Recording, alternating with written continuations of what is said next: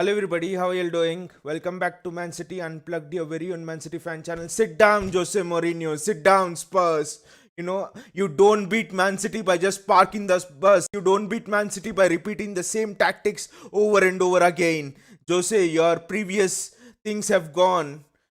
You don't beat City by repeating the same tactics again and again. You don't beat Pep by repeating the same tactics again and again, like you used to do at Inter Milan or you used to do at Real Madrid. All those old days have gone. This is City. Today was some of the best total football that City have played, that I've seen for a long time. It's been a great system at work. We have three key players missing today. Ruben Diaz, we didn't have Aguero, we didn't have De Bruyne, and yesterday in my preview as well, I was telling that without Walker it would be really difficult. In fact, I was telling it would be very difficult for City to win the game without Diaz, and especially Walker to track back the runs of Son and Kane and Lucas Moura and everyone. But guess what? This is a system. Whoever you put in the system, they do their job. They perform their duties to the best level possible. They track back the runners. Today when Son was on the ball, Spurs had a break and Son was on the ball. City's entire midfield, it just sprinted back. You suddenly had a banks of 4 and the two front players in Sterling and Jesus. This is the reason why City have kept so many clean sheets to this season. Not just because we have added Diaz or we've added someone else. It's an entire team effort. And whoever you might remove in this system, for example, remove Bernardo Silva and bring in, for example, Kevin De Bruyne, bringing in another midfield player, the system functions the same. It works the same. This is the beauty of Pep Guardiola. Sit down, all of you who were saying that Pep Guardiola was a checkbook manager when City won the 200th match 3 days back against Swansea. Sit down, everyone who has said that Pep Guardiola needs money to build sides. He had it too easy at Barcelona and Bayern Munich and all of that. Sit down. This is the response. Pep Guardiola is the best at building systems, building teams that can conquer the world. And here he has built a City team 100 points and has rebuilt it again with how much money spent. Who was it telling that Pep needs Messi and all those big players? Pep has shown it. Today if you compare the 11s of City and Spurs talent wise, Spurs, in fact, might edge it talent wise. In terms of 11, Spurs have Kane, Son, some of the elite players. Who in the City 11 would compete with those kinds of players? And in the bench as well. The benches were somewhat quite equal. Spurs and City, you had Gareth Bale on the bench or Bergwijn on the bench. It was equal, but what was the difference? The difference was the coaching. Jose Mourinho was playing, Jurassic football. It was like watching football in a fossil age, maybe centuries back football. And it was all about the system. It was all about teamwork. If it Jamie Redknapp was telling that this football reminded him of the total football that the Dutch team played in the 1970s, 1980s. Johan Cruyff, total football. This was the football that Johan Cruyff dreamt of. And now Pep Guardiola is realizing his vision. Now, when I look at this team, it somewhat reminds me of that Barcelona team which won it all. I think this might be a bit controversial, but I think this team right now, it seems to be better than that Barcelona team which had Iniesta, which had Xavi, Messi in his prime. This team seems to be really better than that, without a key striker, without a player at the level of Messi, even without a player at the level of Kane today. Tell me one player who is at the level of Kane today. No one. And still we dominated the match. Literally dominated the match. Spurs had 10, 15 touches in the final third in 90 minutes. We were like, we didn't even allow Son and Kane to even touch the ball mostly. I was seeing the graphic of the average positions of players. Where was Kane's average position? It was inside Spurs half. Son's average position was mostly helping out his defender back. It was Ben Davies, I think, on that side. So this is some of the best total football. I think this is better than the football that Barcelona played as well in at the peak of their powers. And the scary thing for people is there's no De Bruyne, there's no Sergio Aguero, and Aguero was thankfully back fit on the bench. So it's dread, dreadful thing for the opposition. But then again, it's about the system. It's not about individual players. It's about the cog of the system. People can just come in and out. See, today Laporte was in, Diaz was out. It didn't even make a difference. He kept the clean sheet. Zinchenko, you just replace him with maybe Mendy or Cancelo over that side. It will not make a difference between because each one in this team is fighting for each other, making each other better in training.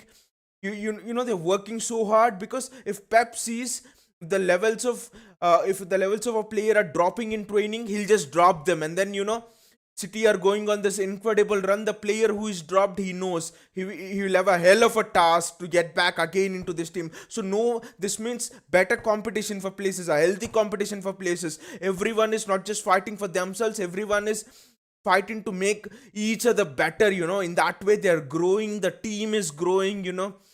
This kind of harmony, this kind of teamwork. I get a sense that this season is going to be really special. This is the season, I think, which Pep has been planning. Pep has been laying the foundations for in the last 3 4 5 years. This is the season for which the entire club administration, club hierarchy have been laying the foundations. And what's better, Pep doesn't have the pressure of board politics and all that shit like he had at Barcelona. Nothing. Pep is given even a free hand. Which player do you want? Which administrative issue you want to be dealt with? Nothing. Nothing. Pep has a free hand at training these players, unlike Barcelona. That's the difference. And Pep looks to be at a great place this season. He's much more happier than ever. And Guanma Lilo as well. Bringing him has really sharpened the defensive side of this team. Can't emphasize his role in this, Guanma Lilo. So an absolute incredible performance from City. We have just sat Spurs and Jose down. I was hearing people telling that there's a way to beat City, and it's that sit back and hit us on the break. Never in a million years would you defeat us like that, unless we are in a bad patch of form or something like that. Never. The way to beat City is, yes, there's a way. It's not like that.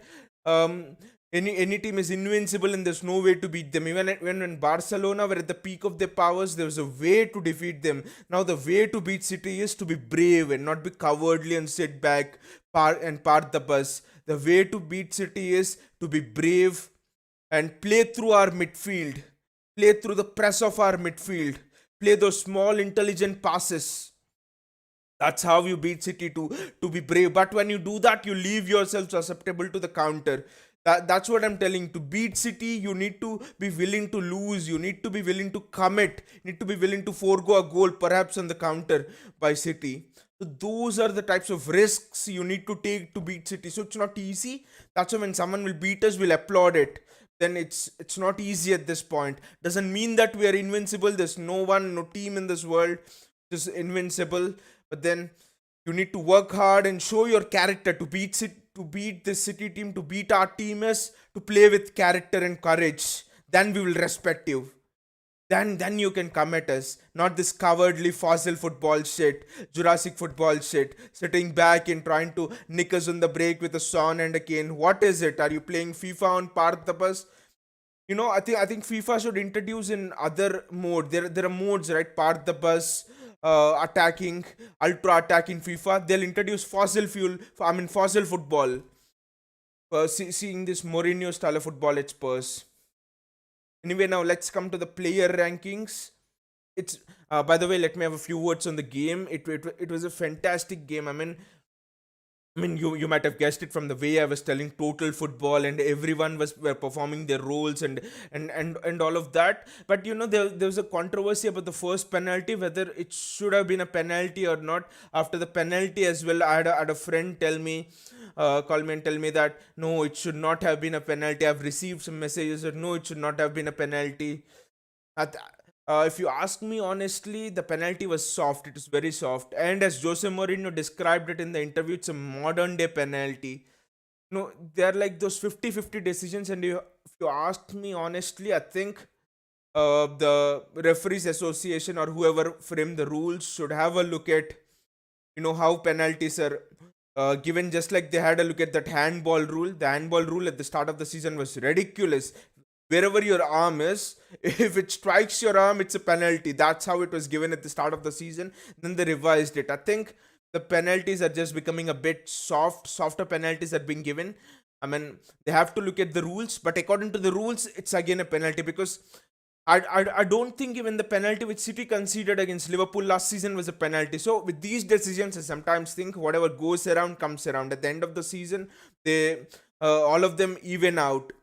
But then I do believe that you need to go and look at these sort of penalties. If you ask me, it's a penalty according to the rules, but it's a very very soft penalty. And I really want the association or whoever looks into the rules to just have a look at it again.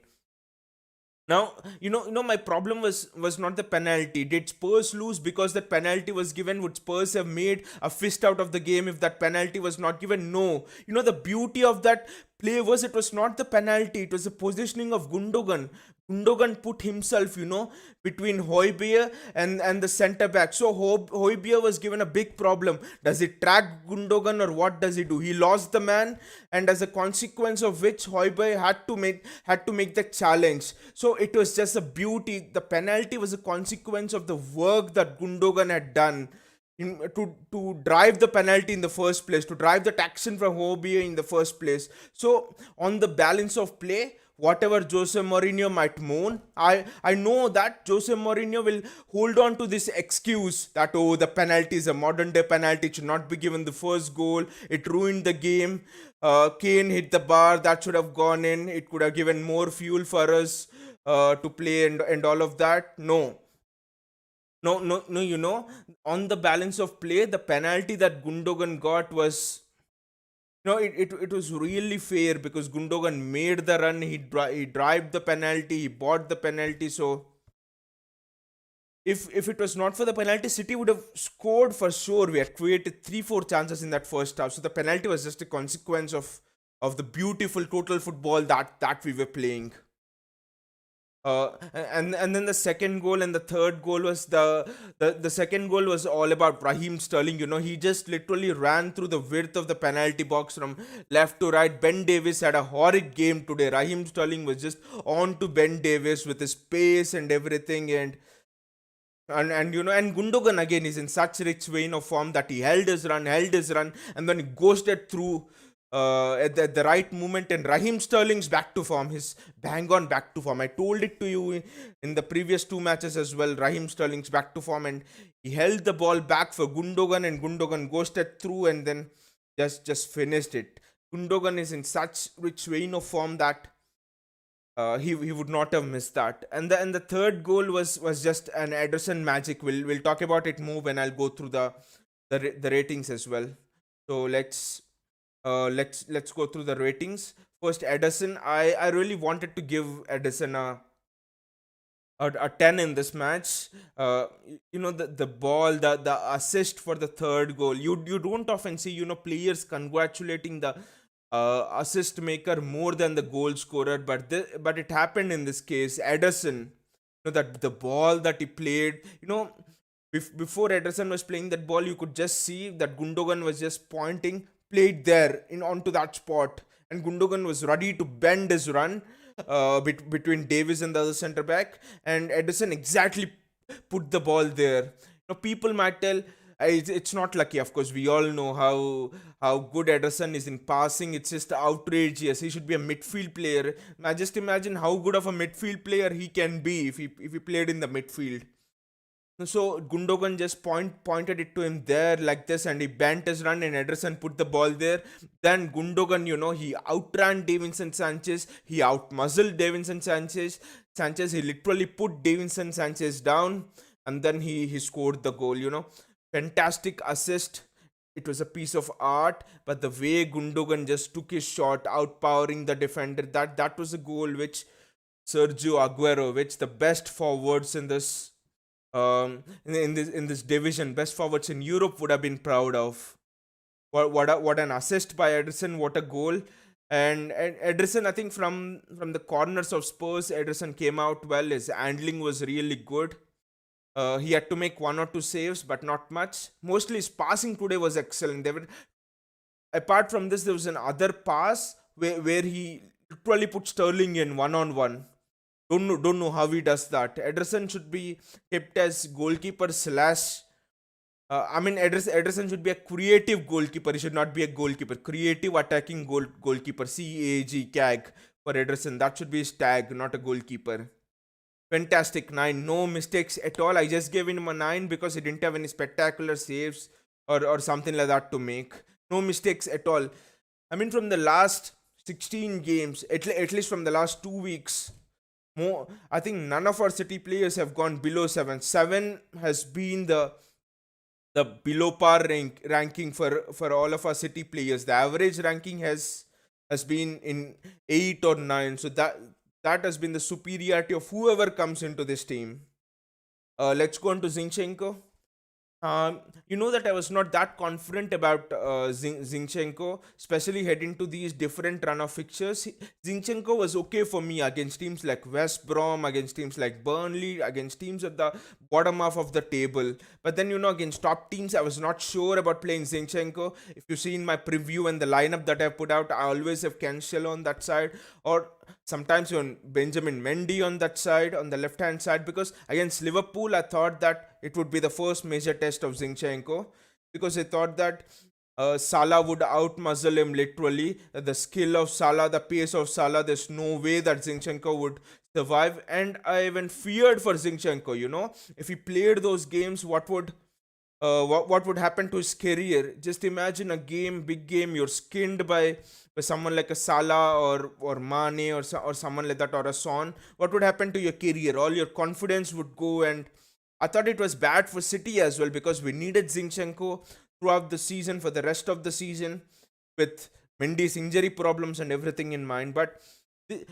last game Zinchenko proved me wrong, and I accepted. He was excellent against Salah, didn't put a mistake as well. His positional sense was excellent. He compensated for his lack of pace with excellent positional sense. His leap is unbelievable. I think he's worked on that. He leaps much more higher than what he used to leap last season. Never misses a header. He's always there whenever the team needs him to make a defensive block, and then he steps into the midfield as well. He's so good on the ball when the opposition is pressing high, especially in the Liverpool game. I've seen people pass to Zinchenko. Diaz is good on the ball, but he passes to Zinchenko, and Zinchenko handles it under pressure and he passes the ball forward.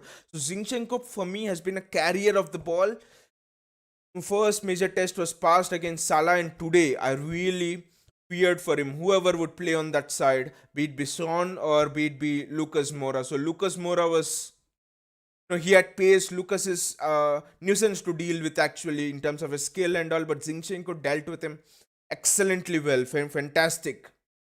His positioning was good. The thing about Zinchenko is it reminds me of how Pep took out uh, Eric Abidal and put him into the left back position. It reminds me of the experiments that Pep Guardiola did at Barcelona. Sometimes putting Yaya Toure into centre back and putting Eric Abidal into the left back, putting Javier Mascherano from a central midfield position into left back, playing Fabian Delph there for the season where we had got 100 points.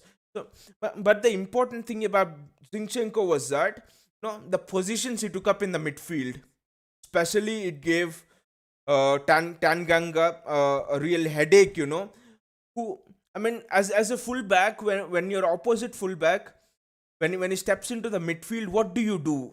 As a defender, what do you do? Do you follow him, or do you leave him or pass it on? If you pass it on, which midfield player will be marking him?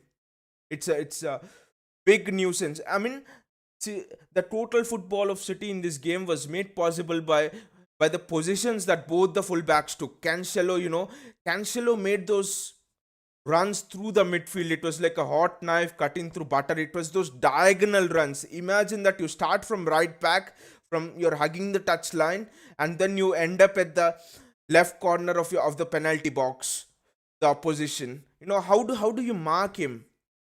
People didn't know. Spurs defenders didn't know whom to mark. Gundogan's penalty was a consequence of those kind of positions that the fullbacks took. Hoybier didn't know whether to go with Gundogan or track the fullback who had taken a position in the midfield opposite him. What to do as a CDM of the opposite team? These positions, it has been happening since that Centurion season. Fullbacks taking up, I mean, not since the Centurion season, since Pep was at Bayern Munich. But in but this season, Pep has taken them to a really new level. The way the fullbacks are taking positions and the way Cancelo is running through midfield, making diagonal runs. Walker used to do that sometime 2 seasons before, but somehow Walker, I think, didn't have the attacking prowess to do that. But now Pep has found an attacking fullback in Cancelo who can do that. So Zinchenko today was the second biggest test for me, and Zinchenko has passed through it. He has come through it with flying colors.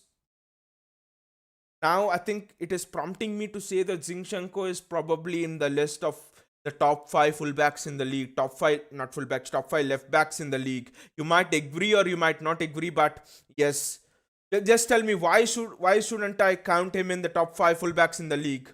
What drags him back? Maybe he doesn't have that finesse like a Luke Shaw has, or an Alex Telles has, or a Robertson has, and everything like that. But he does his work well. He's been part of a team that has kept that has just conceded three, four goals in the last 16 games, and that to two goals were only from open play, and those two goals were also in the dying minutes when probably it wouldn't have mattered anyway. So why shouldn't I put Zinchenko in the top five left backs in the Premier League? Let me know in the comments below. And also his passing accuracy is ridiculous. Under pressure, he carries the ball from the back to the front, takes up those positions. To play as a defender to play as a fullback in Pep Guardiola's side, I think your football IQ really needs to be high. Pep, more than defensive skills, I think Pep sees the footballing IQ skills in you if you want to play as a fullback. Philip Lam, is Pep making Zinchenko and Cancelo another Philip Lam, especially Cancelo? Those diagonal runs which Cancelo was making. It reminds me of how Philip Lam used to make those runs in Bayern Munich. With Cancelo today, yes, I'm giving him a 9 as well. Again, he made those ridiculous runs, I should say. Why shouldn't Cancelo play as a winger or midfield player?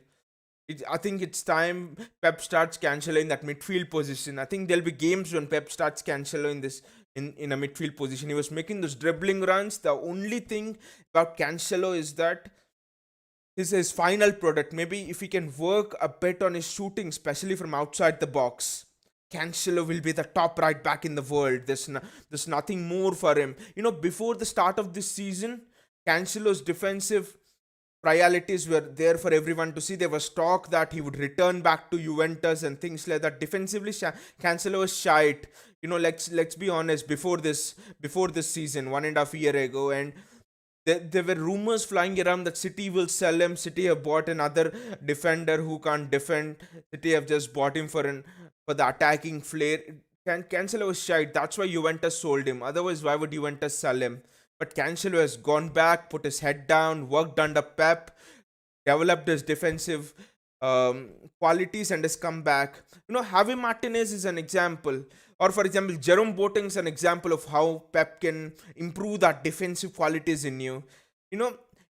Coaching defensive methodologies and defensive qualities is something Pep is not known for.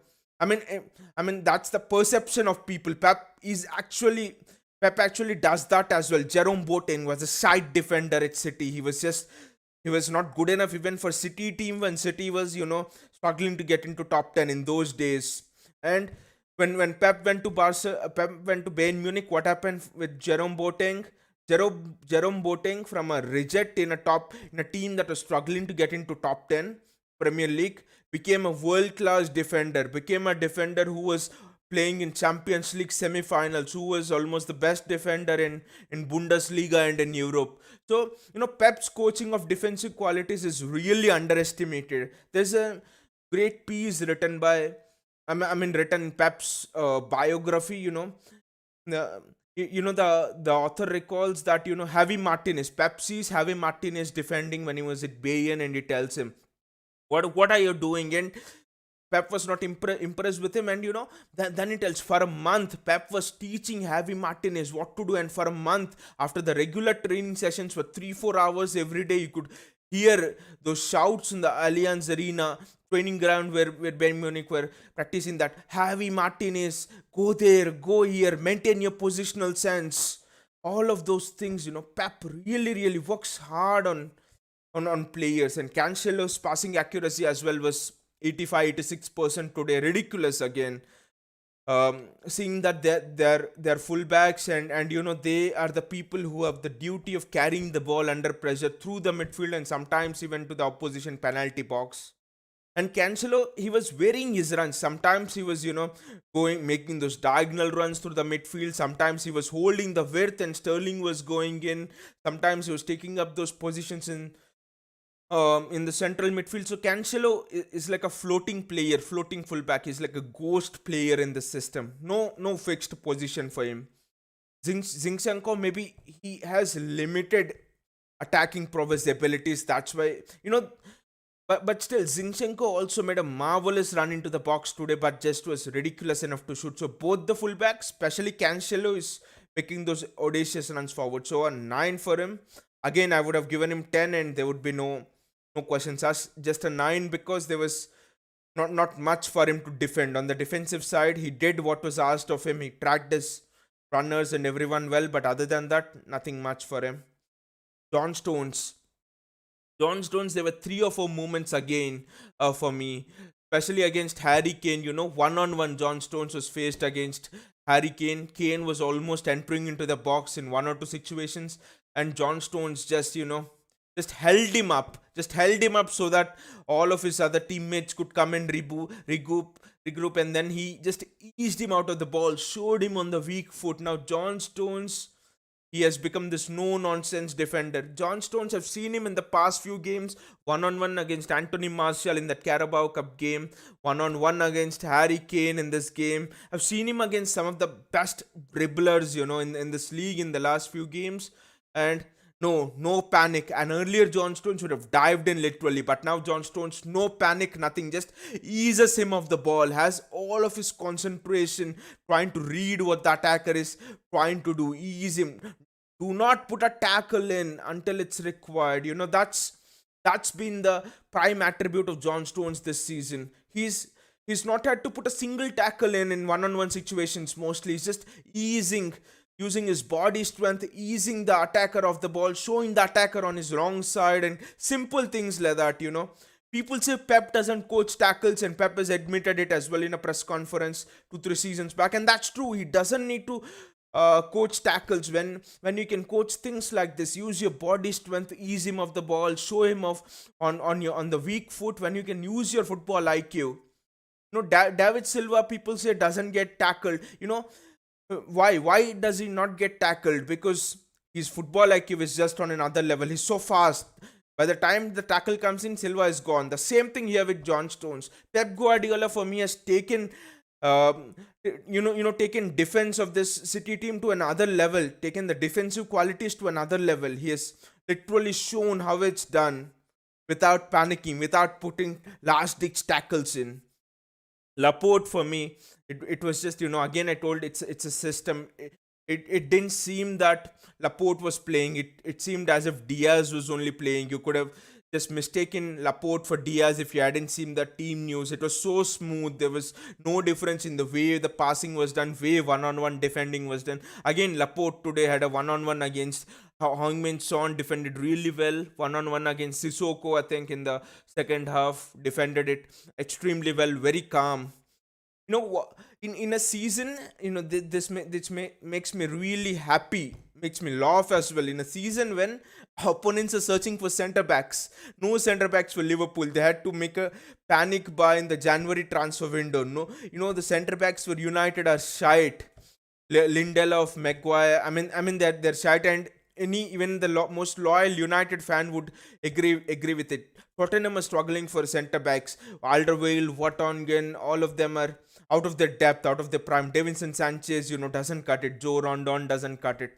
Leicester have had great centre back injuries, and they had to bring in centre backs from the academy. Arsenal, their centre backs are anyway not even capable of anything.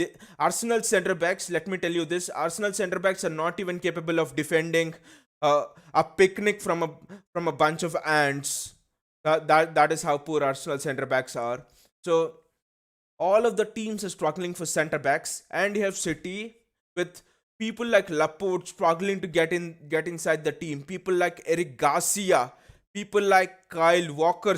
Yes, Kyle Walker is not a centre back, but people like Laporte, people like Eric Garcia struggling to get into the team. So it's been wow, what a season we are having. What a revelation.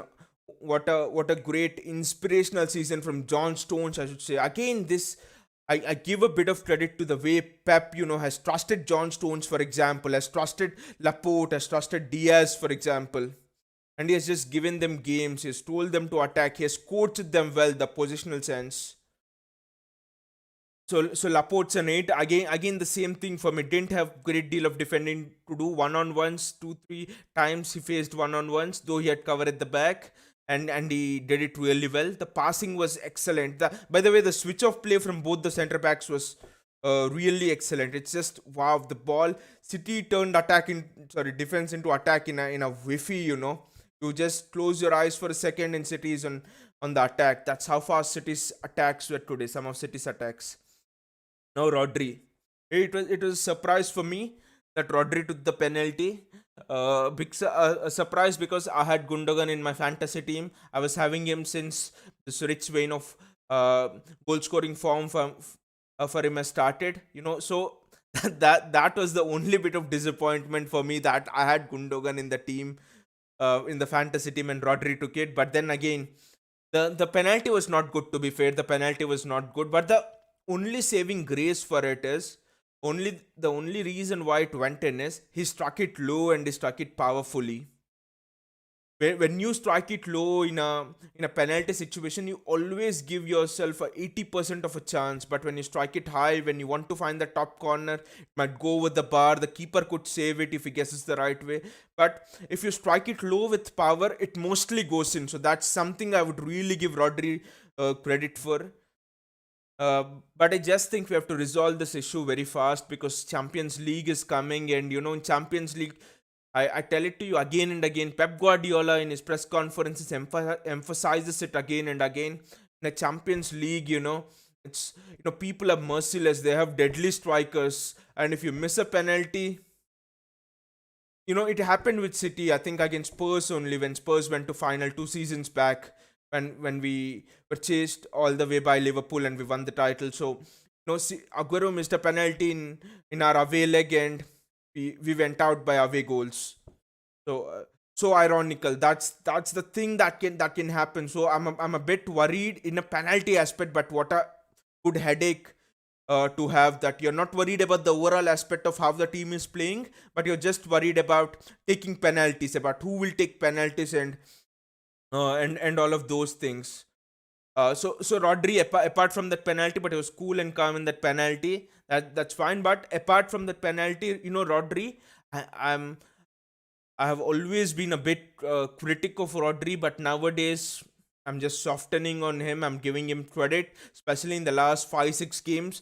My biggest complaints used to be that, I mean, not far ago, not long ago, just 5 6 games back. Also, my big concerns would be Rodri doesn't switch the ball enough. Rodri doesn't make. Even yesterday, my complaint was Rodri doesn't make those niggling fouls and break up plays, which is really essential when you're playing a team like Spurs. And Rodri did it exceptionally well in this game. He made those niggling fouls, smart fouls where the referee didn't give him a card, though he got a card, I think, later on in the match, but he broke up play really well, and he was there, to nick the ball back. Phil Foden sometimes gave the ball away, And that's one of the reasons why Foden got a 7, the lowest ranking. We'll talk about it. So Foden gave the ball away, and Rodri was there stepping in. The confidence, the finesse with which Rodri was stepping into the midfield. I mean, into the attacking positions and nicking the ball back from Kane, Son, everyone.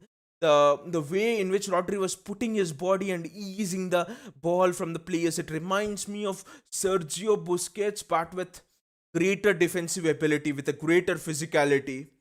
So all of these players, be it the center backs, the full backs, all of them, the goalkeeper, all of them are turning into, a team which Pep Guardiola would paint if you give him a blank canvas and if you tell him, please dream the most beautiful vision of the the team that you want to play.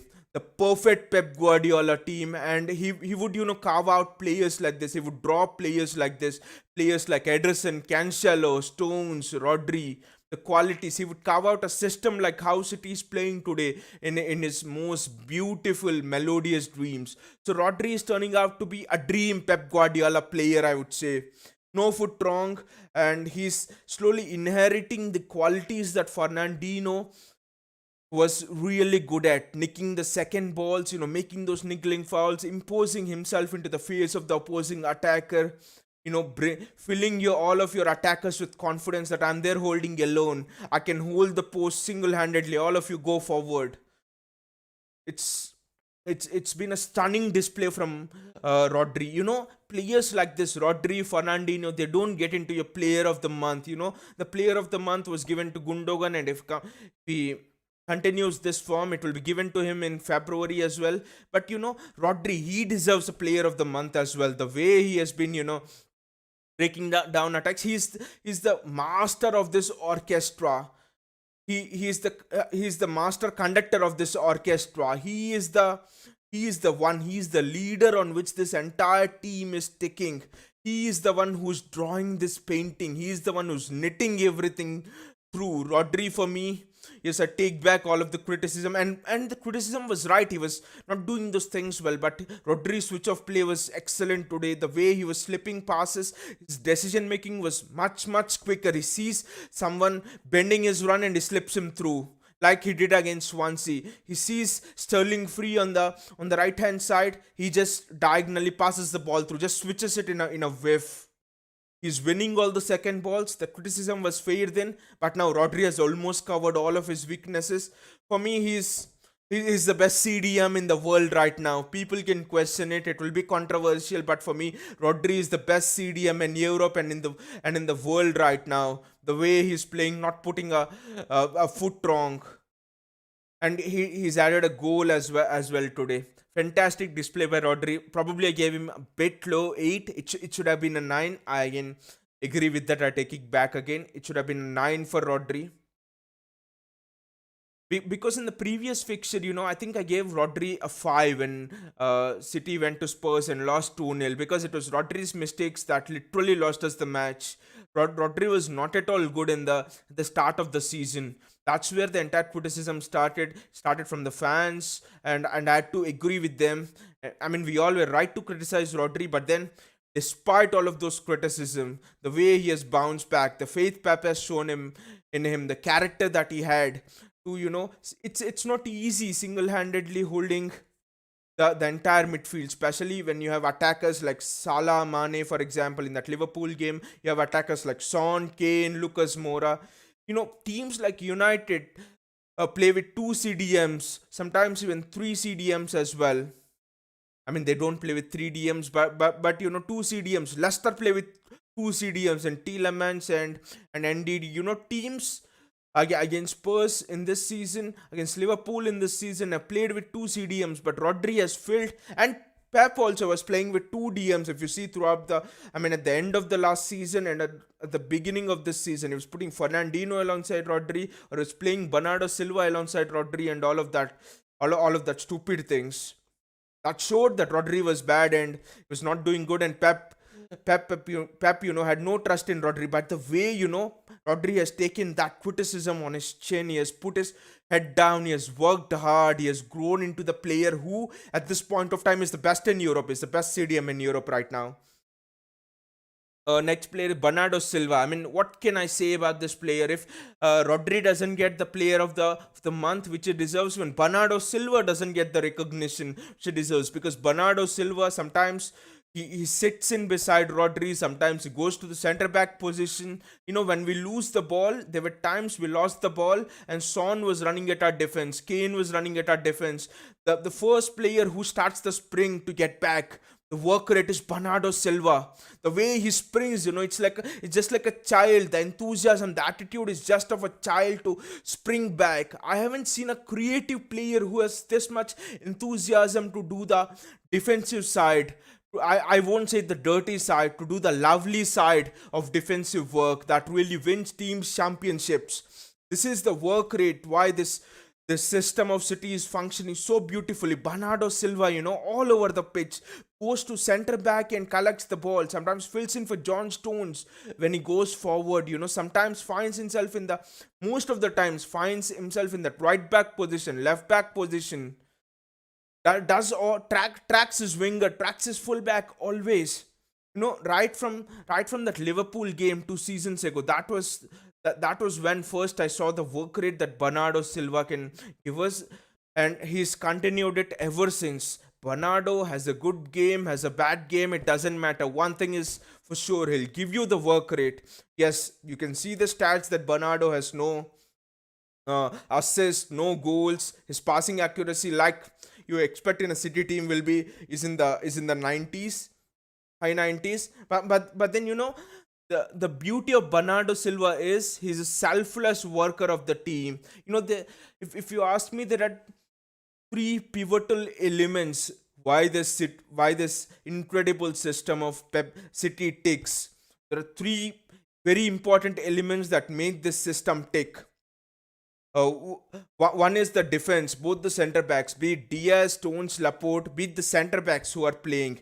The second one is, Bernardo Silva, Bernardo Silva and Rodri, both of them, the work rate that they put in. And the third one is the the positioning of the fullbacks. So the center backs, the positioning of the fullbacks, and the shift. Not just Bernardo Silva, all of them put in a shift, but Bernardo Silva runs the farthest, runs the most, and the shift which Bernardo Silva puts in, the shift which City's midfield puts in, three pivotal elements that made this Pep Guardiola system take. That's why we are not reliant on any stars. Imagine this: we have gone on this incredible run. We are on to this most difficult run, facing Liverpool, facing Spurs. We have two more matches to go in this difficult run: Everton and Arsenal, and also West Ham. Three more matches. City are into this difficult run without arguably the best central attacking midfielder in the world, Kevin De Bruyne, and arguably one of the most lethal strikers in this league in Aguero. We didn't even have Jesus also until a week back. Still, the system works just fine. Now, if De Bruyne comes and probably Bernardo Silva goes out, system will work. This system, the beauty of this system is not reliant on individuals. Champion team, that is the hallmark of a champion team, I think.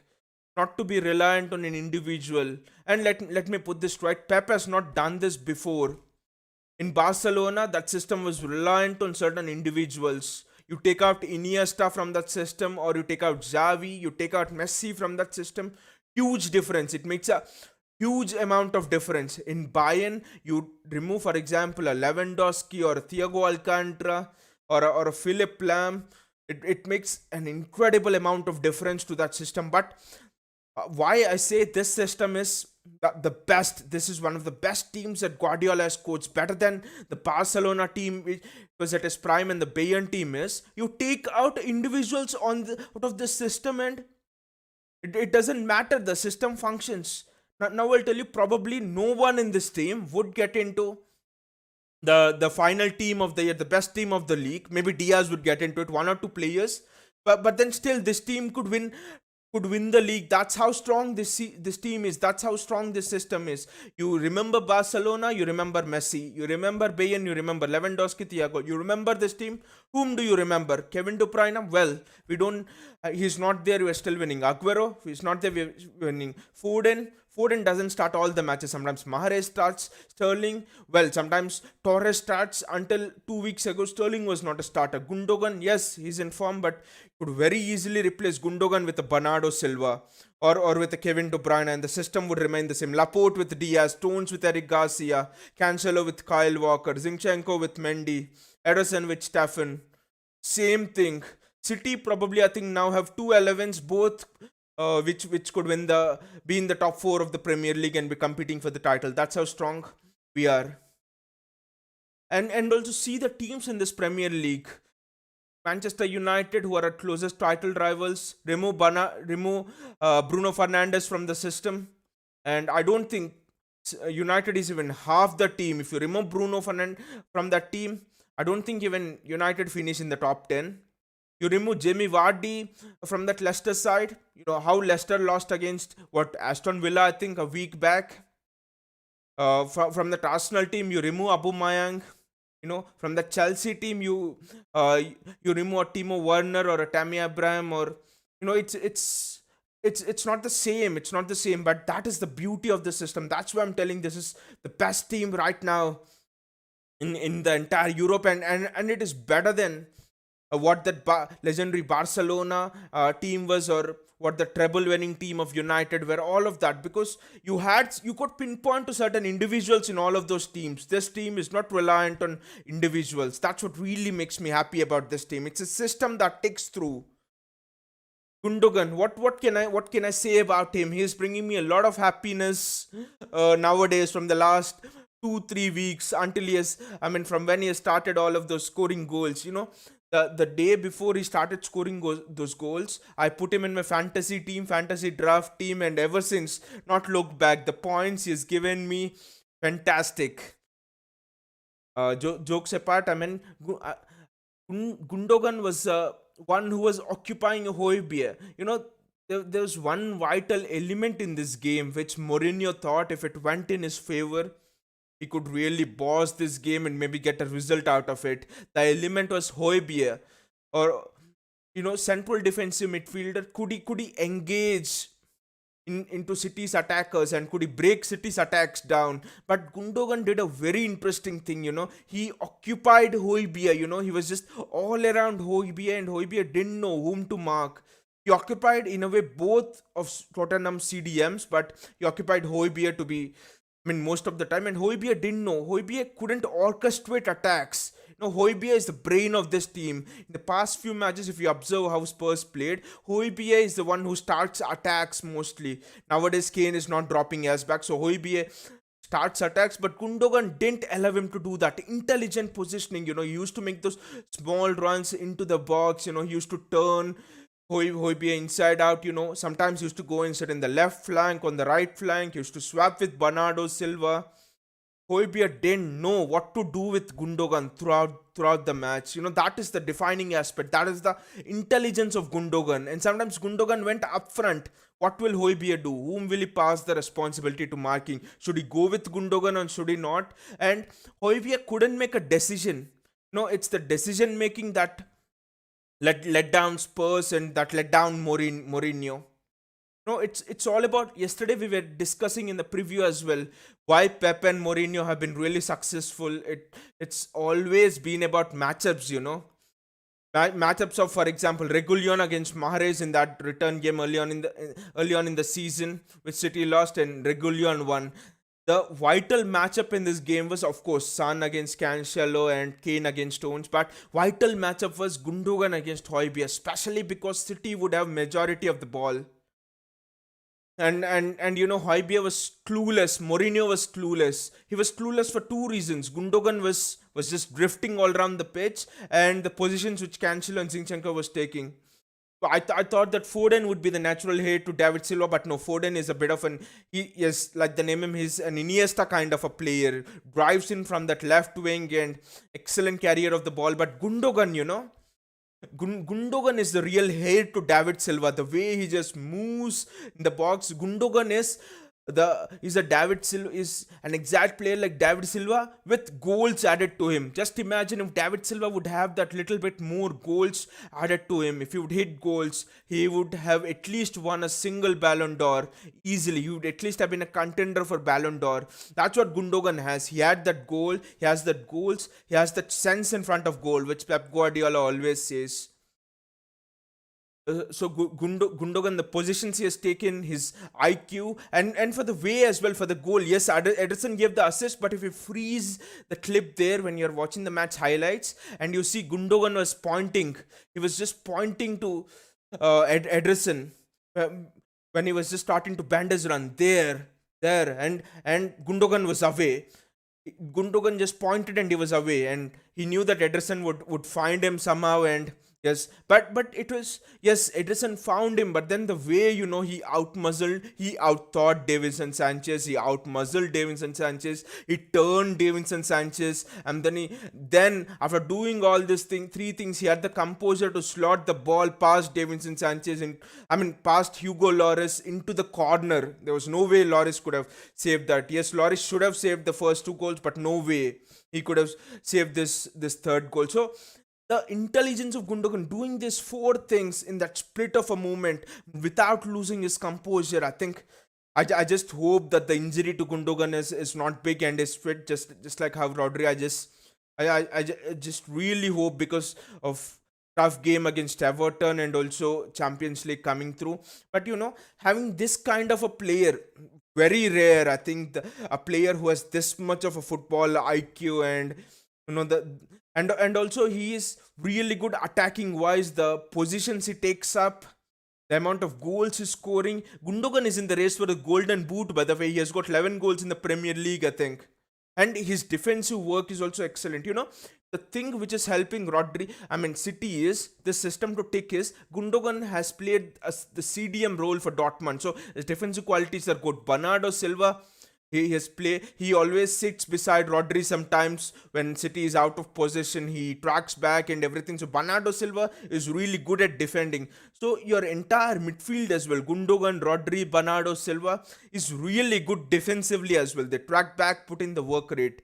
That's the reason, we win as a system, we lose as a system. Whatever we do as a system. There are no individuals here. It is all for the team. Wow, I'm really getting goosebumps saying this. It's all for the team. It's all a fantastic system that is sticking, where each one plays for the other. Each one plays for making each other better. That comradeship, that friendship, where you defend for each other, you attack for each other. You're winning together. I'm just wondering, thinking, what would that mentality be inside the dressing room? How well, I don't think anyone sleeps at night. They would all be filled with enthusiasm, and they would be looking at when will it be morning and when will I go to training again. That would be the attitude, the enthusiasm of this entire team.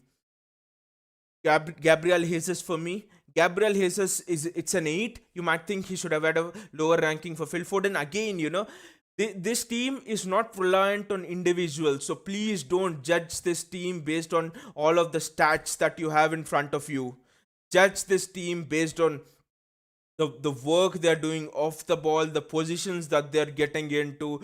Judge this team based on the piece of art that they're drawing. Don't just judge a book by the cover, or judge a painting by its price. No, judge a painting by the kind of vision you can see into it, by the kind of uh, by the kind of beauty you find in it, by the kind of love and compassion with which it fills your heart. This is how you judge this City team now, not based on the goals or assists. That is for teams where there are individuals at play. Okay, this individual has scored that goal, but this is a team where peop people are selfless. This is a system that is sticking for each other, not for themselves. That is playing for each other. That is playing for a collective good. So in this kind of a system, I think it's really unfair, and it's almost absolutely, it's almost a crime to judge people by the assists or the goals and all of that. or the passing accuracy and all of those things. The passing accuracy will be of course good in a City team, but judge them by the work rate they're putting. Gabriel Jesus relentless, running from pillar to post. Today he was making those runs selflessly. Might be on TV, you might not, it might not be as apparently visible, but making those runs and drawing defenders wide so that the midfield players can make those runs. Gundogan Silva, they gave Hoiberg a problem, and one of the reasons for that was Gabriel Jesus was keeping those centre backs occupied. He was dropping deep, then he was going wide. Davinson Sanchez didn't know what to do with him. Ben Davis didn't know whether to switch when Sterling and Jesus exchange positions, or Foden and Jesus exchange position. Jesus, on the surface, you might not see the exact work that he does, but he really keeps the defenders occupied. The defenders are clueless. He almost makes the defenders feel guilty um, that the defenders think, oh, I'm being paid for doing nothing, because Gabriel Jesus drops off. Gabriel Jesus, he might be a striker. That's what is written on his CV or profile, but he's almost like a false nine. He's like Pep Guardiola's dream striker. That's what I'm telling you. If Jesus can, add those goals to him, he is again a perfect striker. If you give Pep Guardiola the opportunity to generate his perfect striker, it would be Gabriel Jesus with a few goals, with that cutting edge added to it.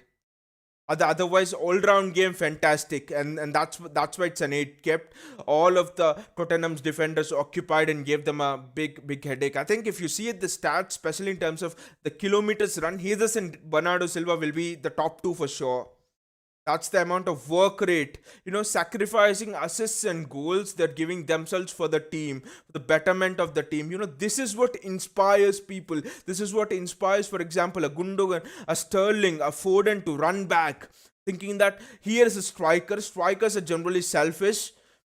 He needs goals more than I do, but he's still, making those runs, pulling the defenders, tracking back, so that I have a better chance of scoring goals.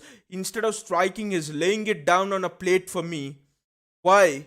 Why? Because he wants the team to do well. When you look at individuals like this, that is when you are just filled with inspiration and awe. That is why this system really works well. This is not a system uh, that is just based on tactics or technicality. This is a system, tactics and technicality maybe help you win a few matches, maybe help you remain in that level, but then motivation drops. It's just like, you get a good job and you get a good salary, a very good salary, better than, for example, all your buddies and all.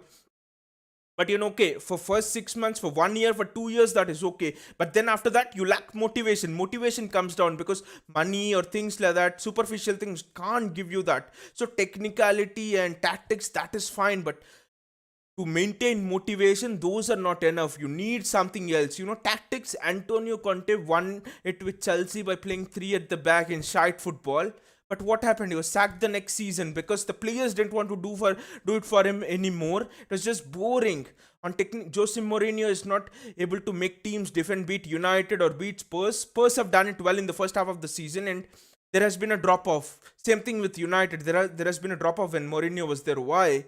Because tactics, technicality, that is fine, but you lose motivation. What keeps the motivation going after a certain amount of time? It's all about that inspiration, that playing for each other. When being selfless, when your teammate is doing such important things for you, all of those things, that is what make this City team tick. This has become like a family now, where players, they want each other, they compete. It's a healthy competition, but they want the team to do well. They want each other to do well. They want each other to grow as well. This is the beauty of this team. And it was not like this even at Barcelona, when Barcelona were at their peak. Even that Barcelona team were dependent on individuals, or even the treble winning United team. So when I see this City team, I think it has far greater things written to it. If it can maintain this the same friendship, comradeship, and all of that, and this inspiration, and playing for each other, it has far greater things to achieve. That is why this system does so well, playing for each other. Foden for me. Now you might think, why have I given Foden 7? It's the lowest. It's not bad to get 7 as the lowest. When the average is around 8.5 and all, you would say it's below the average, but then 7 is not at all a bad ranking. The thing with Foden is he tracked back really well. Let me tell you the positives first. Like all of the other players, he tracked back really well. He took on a few shots. He ran across the width of the penalty box once or twice, took on defenders, gave a headache to Tanganga. On the right, he was not that influential. But one thing about Phil Foden in this game was he lost the ball twice or thrice. He lost the ball to Harry Kane. He lost the ball to Son. Dangerous players to lose the ball to. But then Rodri stepped in and saved him from the blushes and the counter attack. So he was a bit sloppy on the ball on a few occasions, which is rare to see from Phil Foden. Yes, he's a young player. He's having a blip. That's all fine. See, that's again important. When the team is doing well, you can afford to have these. There were just off moments, I would say 2 or 3 moments that were off. And why am I pointing out to these moments? They could be very vital come in the Champions League, in knockout competitions. You make one bad mistake, you give the ball away once or twice, the opposition can spring the counter attack, and you don't know. So I think that's one area where Phil Foden, he could maybe concentrate a bit more. But other than that, I'm quite sure he'll just rectify it. It was just a blip of concentration which we have not seen him in weeks, and he's just 20. So it's fine from him. But apart from that, he tracked back well again. On the right, he was not effective. On the left, he was effective. But the interesting thing is, when he switched sides with Sterling was more effective on the right. It was almost like he had Ben Davies on the road.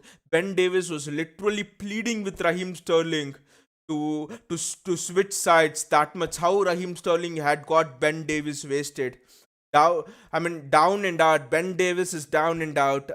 Now I'll be very surprised if Jose Mourinho picks Ben Davies for the next game. Ben Davis and Davinson Sanchez for the next game. And also, it's not Ben Davis' mistake as well. See the difference. Mourinho can come out with as many excuses as he wants, but then see the difference. Ben Davis is almost always left alone with Raheem Sterling one-on-one matchups. Pep got the matchups really right. But then you look at City. Whenever Spurs were on the counter, you had the midfield spring back almost. But then Ben Davis, no one was helping him. Son was not helping him on that side. Lucas Moura was not helping him. Gareth Bale was not tracking back when he came back, when he came as a substitute. So no support at all. You're isolated one on one. This is the thing. Pep has been a very very good manager, great manager, because of these matchups, and he has got this spot on. Sterling against Ben Davis. You see, our second goal was on the side of Sterling. It was due to the matchup between Ben Davis and Sterling. The first goal was again due to isolating the fullback one on one, so that the midfielders could run into that space. So it was all about the matchups. And one of my other concern in this game was who was going to hold the width. Does Foden have the discipline to hold the width? Does Sterling have the discipline to hold the width?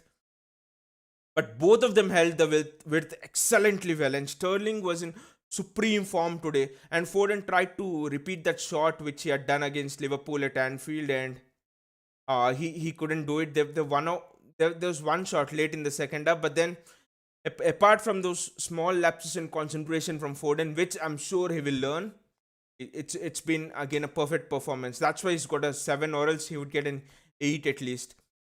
Raheem Sterling for me, what a turnaround! I thought at the start of this year, especially in the first week of Jan and all, Raheem Sterling was playing shite. He was dribbling too much. Dribbling is not wrong, but you have to pick your moments to dribble. This is not FIFA that you say whenever I get the ball I dribble. No, no, no. You have to pick your moments to dribble, and Raheem Sterling has, you know, he has been always dribbling. His decision making was not right. He was losing the ball quite often, and all of those things. But today, Raheem Sterling, he got behind his fullback what 5-6 times. His running into the box was excellent. His decision making to slip Gundogan through.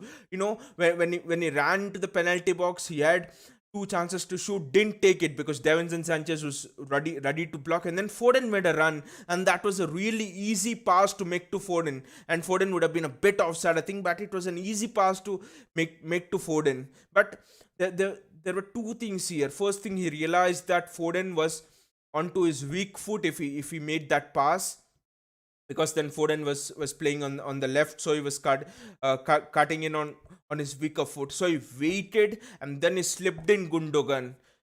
Wow, what decision making from Raheem Sterling! How he has grown from being blundersome in front of goal to an elite level attacker who has a great IQ, decision making, positional sense are two of the key most important things if you have to continue playing in a Pep Guardiola system. Pep doesn't mind if you dribble and lose the ball, but then you have to decide when you dribble, and you have to make the right pass, make the pass to a person who is in a better position. Was Foden in a better position? Was Gundogan in a better position? Gundogan was in a better position, and Gundogan didn't even make his run. He was almost ready to make his run, and Sterling just slipped him through. Excellent. Just go back and see in the highlights. Fantastic. Again, Sterling was tracking back. He was always there. City out of the ball. Two banks of four with Jesus and Raheem Sterling. Defend in a 4-4-2, and Raheem Sterling always sprinting back. Never lost an opportunity to spring back. Again, all of this comes from the selfless work his teammates are doing. Jesus is doing, for example, to create that space and to create that one-on-one situation with Ben Davis or his fullback. 9 for me. Raheem Sterling again just had one assist. So don't judge the City team based on the number of goals or assists or who is in the golden boot. City, I mean, apart from the clean sheets, it will be no surprise for me if City doesn't win uh, the golden. No City player will win the highest amount of goals and also the highest amount of assists. But still, we go on and win the league. There'll be no surprise for me. But then you should see the list of the top goal scorers. At least 5 or 6 City players will be in double figures. All the goals covered. For the assists, you should see at least 4 or 5 City players will be in double figures. So clean sheets, I'm very sure Ederson is gonna retain his golden glove. So play for each other. That is what inspiration. That is what makes this system really tick. Apart from the tactics and all. So what a fantastic game it has been. I mean, we have come out of our second best. I mean, our second tough game in a space of what, a week. And Liverpool at Anfield has always been, a ghost. I mean, a game that has always haunted us. We have come out of it without any points dropped, and now Spurs, Jose Mourinho, another hoodoo coach for Pep Guardiola. He has come out without. I mean, and again, we have come out without any blunders, without any points dropped, playing excellently. Out of these two games, we have come out even stronger. The team has realized that if you stick together, you can conquer anything. These two. Yes, this has been a tough run for us, and we have 2 3 more tough games to come. Everton midweek, then Arsenal, then Champions League Mönchengladbach, then West Ham. It's gonna be a tough 3 or 4 games for us. But then, through this tough period, at least in the first 2 games, we have been playing for each other, inspirational, and we have been a system. We have stuck together really well, and that is the most important thing. We are a unified force now, and let me tell it to you again, this team for me is much more better. Yes, we have not won anything as of now this season, but this team for me is much more better than the Barcelona team, 2009-10 team, which was at its peak.